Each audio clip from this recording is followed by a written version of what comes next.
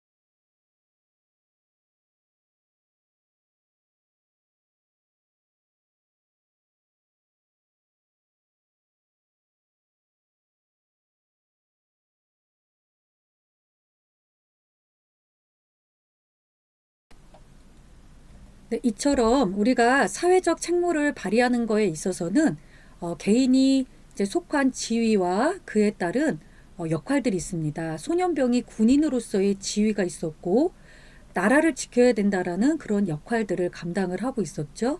전쟁터에 남아 있는가 그렇지 않은가에 대해서 개인의 행위에 대한 선택이 있었습니다. 그 또한 자신의 책임이었지만 이 소년병은 자신의 어떤 안위와 행복이 아닌 나라의 안위와 행복을 또 원하는 마음으로 이렇게 책임 있는 행동을 했었던 것이죠. 바로 이와 같은 행동 그리고 자기의 역할 책임들을 우리가 사회적인 책무라고 볼 수가 있습니다.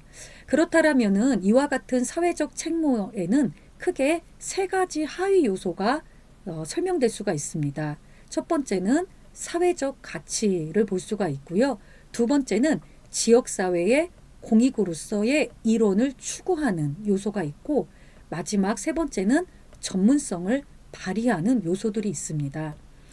이 세 가지 요소를 한번 살펴보도록 하겠습니다. 바로 첫 번째는 사회적인 가치를 볼 수가 있는데요. 우리 사회 그리고 경제, 환경, 문화 다양한 분야에서 공공의 이익이라든가 공동체의 발전에 기여할 수 있는 가치를 바로 사회적인 가치라고 볼 수가 있습니다. 여기에서 보시면 인간의 개인적 가치도 있지만 모든 영역에서 공공의 이익을 위해서 기여할 수 있는 가치를 우리가 사회적 가치라고 볼 수가 있습니다. 더불어서 헌법적 가치로서 사회권을 실질화하기 위한 가치라고 볼 수가 있겠습니다. 그냥 형식적으로 또한 가시적으로 제도적으로 표면화된 것만 의미하는 것이 아니라 그것이 실질적으로 잘 실현화될 수 있도록 그에 따른 권한이라든가 어떤 역할들을 부여를 하면서 실천할 수 있는 가치를 의미를 합니다. 따라서 경제적인 것과 환경적인 것, 문화적인 가치, 이 모든 것들을 다 포괄하는 최상위의 가치를 우리가 사회적인 가치다라고 볼 수가 있겠습니다. 또한 이 사회적 가치라는 것은 헌법이 지향하는 가치 중에 사회의 재생이라든가 건전한 발전을 위한 가치라고 볼 수가 있습니다. 따라서 인권과 노동권, 그리고 안전, 사회적인 약자에 대한 배려, 민주적 의사결정이라든가 참여의 실현 등 공동체와 사회 전체의 편익을 제공하는 가치라고 볼 수가 있겠습니다. 누구에게든지 다 보편화된 가치이지만 그 중에서도 조금 더 우리가 배려와 또는 케어가 필요한 그런 사회적인 구성원들에게 조금 더 어떤 참여의 부분이라든가 그리고 편익이 제공될 수 있도록 하는 가치를 의미함을 볼 수가 있습니다. 두 번째, 사회적 책무에 있어서의 하위 요소는 바로 지역사회 공인으로서 일원을 추구하는 것을 의미합니다.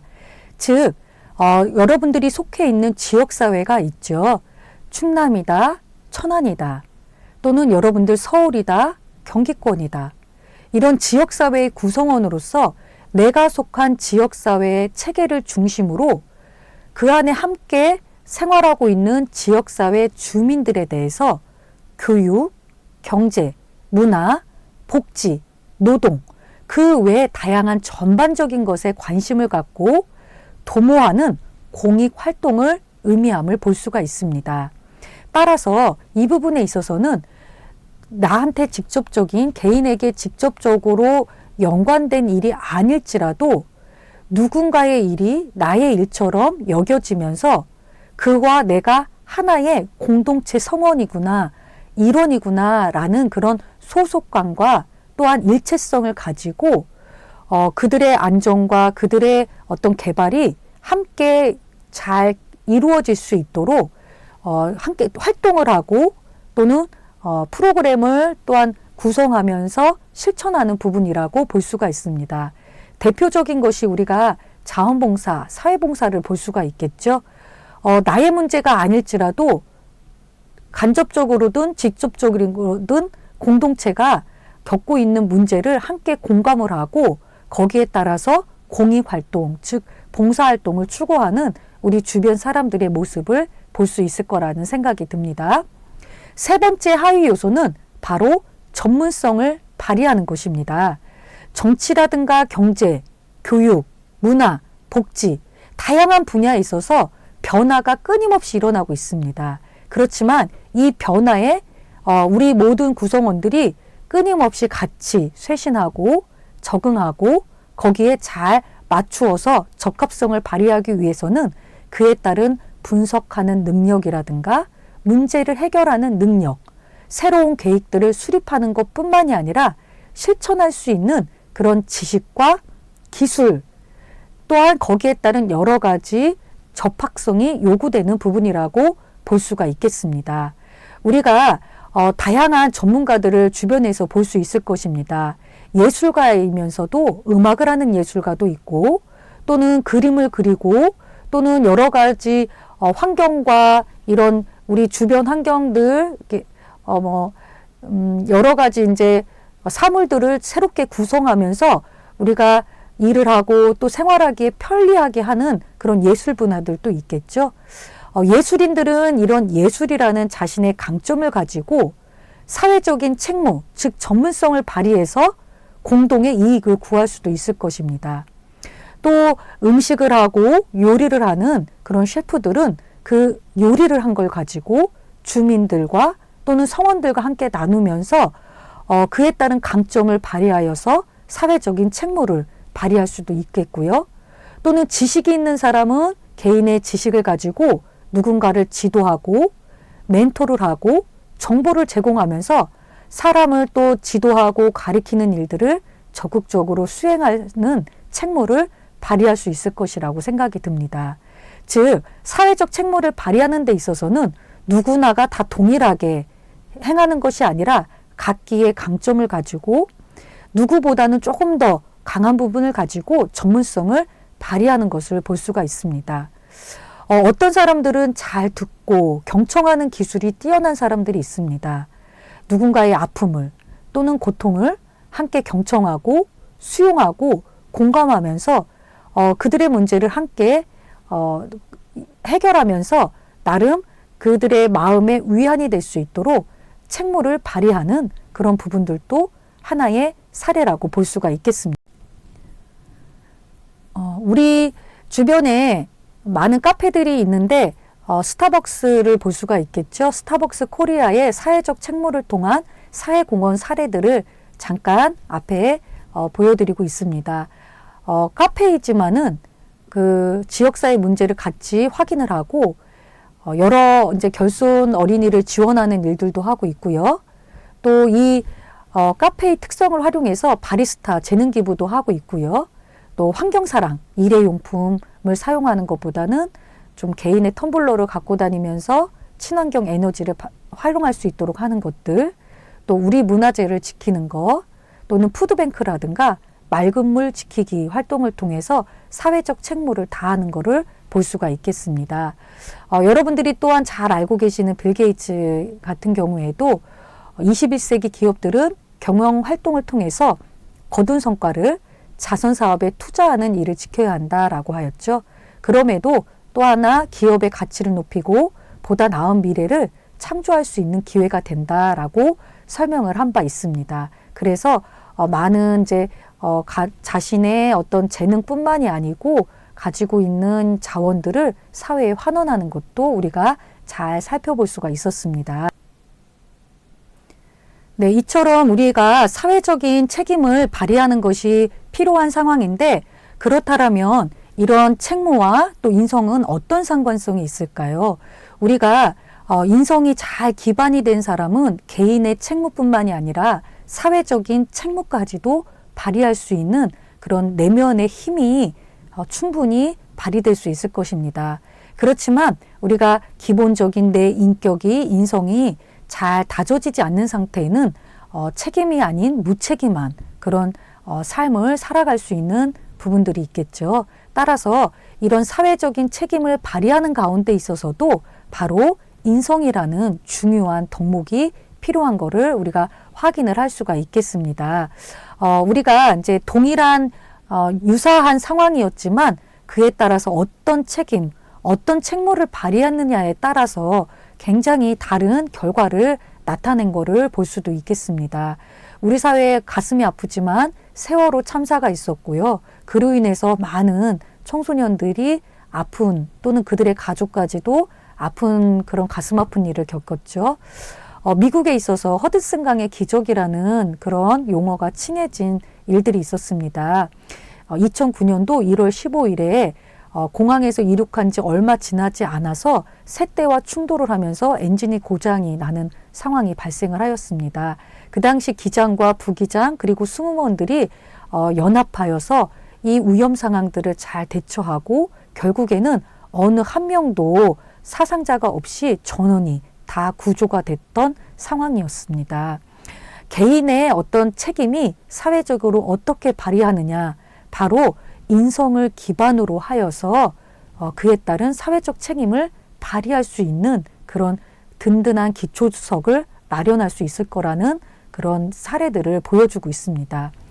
우리 백석인들의 책임이 있습니다. 바로 하나님과 함께, 이웃과 함께, 너와 내가 함께하는 대학의 책임을 다하고 있습니다. 여러분들께서 이 백석인으로서의 책임을 다하실 때 정말 하나님과 함께 하시고 이웃과 함께, 너와 내가 함께하는 우리 대학의 책임을 잘 발휘를 하셨으면 좋겠습니다. 우리 대학에는 이런 에스파이푸스 인성 모델이 있습니다.